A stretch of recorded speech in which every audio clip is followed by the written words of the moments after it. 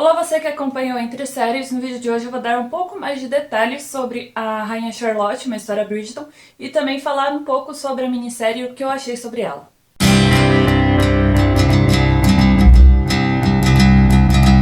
Antes de começar o vídeo a falar sobre essa minissérie, eu peço aqui para você curtir, compartilhar e se inscrever no canal, que é bem importante. Ativar o sininho para receber as notificações de quando tem postagens novas também é bem importante. E também peço aqui para você curtir, compartilhar e se inscrever nas redes sociais e no site estão linkados na descrição. No site, aliás, tem uma crítica sem spoilers, que eu também vou fazer aqui, mas tem um pouco mais de detalhes lá. E você pode conferir por lá mais críticas, dicas, notícias do mundo da TV, do cinema, dos games e dos livros e outras editorias também. Rainha Charlotte, uma história Bridgerton, é um spin-off de Bridgerton que estreou a primeira temporada lá em dezembro, 25 de dezembro de 2020, no catálogo da Netflix. A segunda temporada chegou no dia 25 de março de 2022 e a terceira temporada deve chegar ainda esse ano na Netflix. Bridgerton, para quem ainda não está familiarizado, ele é inspirado nas obras, na coleção de obras que tem nove livros no total, que são o conto, a história dos 8 irmãos, de como cada um deles se apaixona, e também um livro que é o Felizes para e Viveram Felizes para Sempre, que tem o segundo epílogo de cada irmão e também o conto da Violet, que é a mãe deles. Esses livros foram escritos pela Julia Quinn e um detalhe que é bem interessante colocar aqui, já colocando sobre um pouco a crítica, é que tem mais introduções, entre aspas, de personagens, ou melhor, famílias, do universo estabelecido pela Julia Quinn nos livros.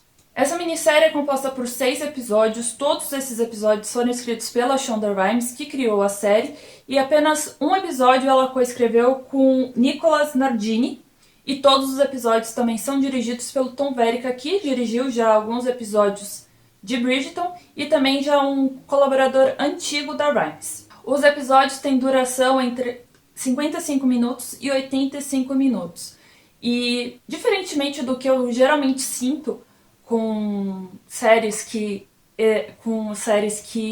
extrapolam a marca de 50 minutos por episódio, essa eu senti bem menos a fadiga, talvez porque eu já goste bastante do universo, talvez porque eu, eu estava esperando bastante essa série e acabou sendo saindo, a experiência de assistir a série foi bem fluida, foi bem de boas, né, como diz, e eu curti bastante. Rainha Charlotte, uma história Bridgerton, ela é centrada na ascensão da Rainha Charlotte, desde a sua saída, né, da sua ali um pouquinho, a gente vê um pouquinho sobre a experiência dela numa província da Alemanha e subindo, ascendendo realmente ao trono e se tornando uma das monarcas mais influentes que realmente mudaram muitas coisas dentro da Grã-Bretanha.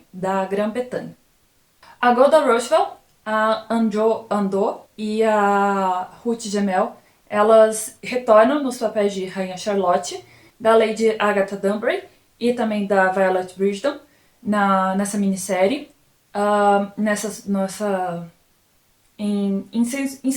Nas pequenas inserções que acontecem para fazer paralelos entre o passado, que é ali 1700 e alguma coisa, e o presente, que é 1814 mais ou menos. Completam o elenco a India Armateri-Field, que é a jovem Rainha Charlotte, a Arsema Thomas, que interpreta a jovem Agatha Dunbury, Sam Clement, que interpreta um jovem Grizzly, que é interpretado na sua versão adulta pelo Hugh Sachs, o Corey Malchrist, que ele interpreta o rei Jorge III, que é o marido da Charlotte, e pesquisando bastante sobre a situação, né, de como a Rainha Charlotte acaba realmente ascendendo ao poder, não somente por sua persona, né, mas também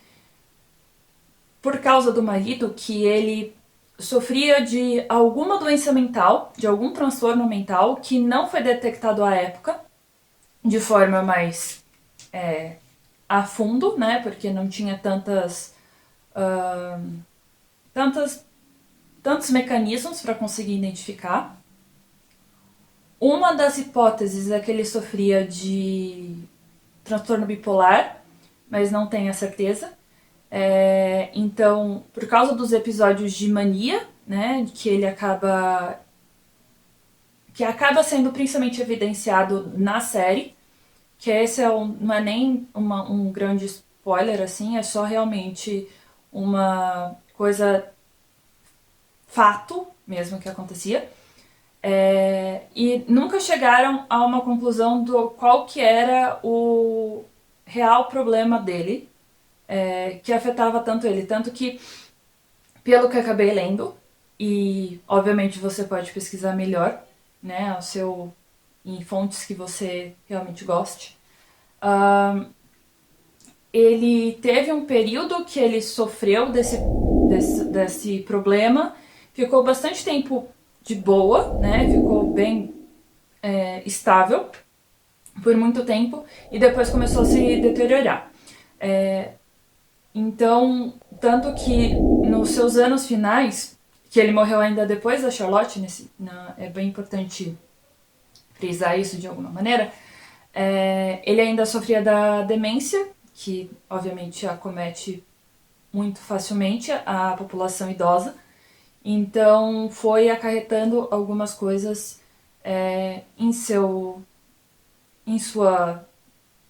pessoa, tanto que no momento em que essa minissérie é ambientada, está ali o príncipe regente, que é o Jorge IV, e aí ele que acaba dando muitos, ele acaba ali colocando ordem, obviamente não tanta ordem, porque quem comanda tudo é a Charlotte, da maneira que acha melhor. Mas enfim. Além disso, a Michelle Farley, que muita gente conhece pela Catelyn Stark em Game of Thrones, ela interpreta a Princesa Augusta, que é a mãe do Jorge III, e ela faz muito um papel de controladora e de apaziguadora das situações envolvendo Jorge. E eu gostei muito de ver ela nessa série e gostei bastante de ver esses conflitos, principalmente com a Charlotte acontecendo. A Connie Jenkins Reid interpreta uma jovem Violet Ledger, ainda nem debutou na sociedade, e então ainda a gente vê uma inocência muito grande presente nela. E ainda o Lord Ledger é interpretado pelo Kit Charles e a Lady Ledger é interpretada pela Kate Braben. E além disso, também tem o Fred Dennis interpretando o Reynolds, que é um valete, de uma espécie de valete, do Rei Jorge. Agora eu vou falar mesmo envolvendo mais a crítica da série, né, desses 6 episódios. Eu gostei bastante. A Shonda Rhimes sabe escrever. Vai ter muitos detalhes se você ainda não viu a série. Vai ter um arco em específico, eu acho, que não vai agradar tanto os fãs, mas ele tá na essência do que é a Shonda Rhimes, do que são produções da Shonda. Então acaba que... E ele acaba acrescentando algumas camadas para a continuidade do universo Bridgerton. A série da Rainha Charlotte, Uma História Bridgerton, ela abre caminho para outras mini-antologias envolvendo o mundo Bridgerton e esse universo que a Julia Quinn criou, e talvez até um Julia Quinn verso ali, se a gente pode falar, porque além de Bridgerton tem 2 spin-offs, tem uma espécie de prequela, de prelúdio dos Rockabills, que são tios do dos Bridgerton. E também temos alguns deles são tios, né, dos Bridgerton.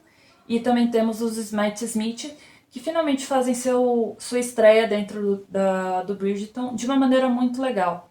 A história da Lady Danbury se conecta com os Matt Smith e, principalmente,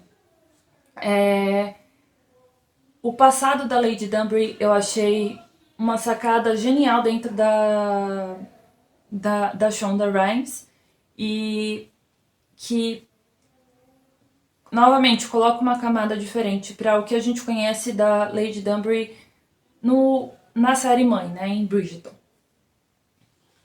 O que eu gosto também é que trouxe ali um otimismo de uma maneira bonita dentro dessa história de amor entre a Charlotte e o Jorge. A gente sabendo, principalmente quando a gente vê lá na segunda temporada o Jorge, né, entrando na câmara com a Charlotte, a gente vê que existe muito afeto, muito amor entre eles. Só que ele está em um estado não muito bonito, não muito presente mentalmente. E a gente vê essa construção desse elo entre eles. E por mais trágico que seja, por mais que a gente já saiba o que acontece, e qualquer pesquisa, novamente, traz essas histórias, e aí coloca uma inserção da Shonda de ser inspirada em fatos e qualquer mudança é extremamente proposital, né? Mas mesmo assim, ele coloca sob perspectiva a história de amor deles, o poder de transformação desse amor entre eles e essa ligação deles que fizeram eles terem trocentos filhos, 15 filhos no total, e mais que isso, a busca para continuar a linhagem e a busca... Por que essa linhagem é tão importante para Charlotte, pro Jorge e tudo mais.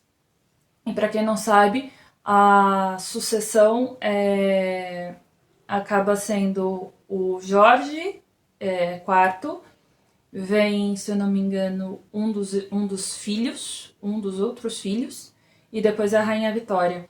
Então, e a Rainha Vitória é uma das monarcas também mais evidenciadas dentro da história mundial, mas principalmente da história britânica.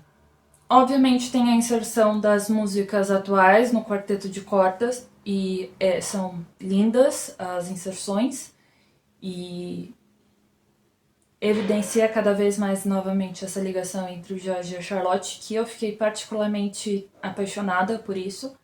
A química entre o Corey e a India é maravilhosa. A química fraterna mesmo entre a India com a Arsema, que interpreta a Danbury, e essa construção da amizade da Charlotte com a Danbury, que a Danbury acaba atuando como uma ajudante para Charlotte navegar na alta sociedade britânica, é também essencial. E toda essa construção acaba cimentando melhor o que a gente vê já em Bridgerton. Eu acho que eu já falei demais. Novamente, no site tem uma crítica um pouco mais profunda, mas ainda assim sem entrar em grandes spoilers. Então tá aí na descrição, junto com as redes sociais, que é bem importante você também seguir, compartilhar e falar sobre as redes sociais. Também peço para você curtir, compartilhar e se inscrever no canal, caso não seja inscrito. Já deixa nos comentários se você já assistiu a série, se você já maratonou nesse dia, que é 4 de maio, que que acontece o lançamento de Rainha Charlotte, uma história Bridgerton no catálogo da Netflix. E então o vídeo fica por aqui. Eu espero que você goste e até a próxima.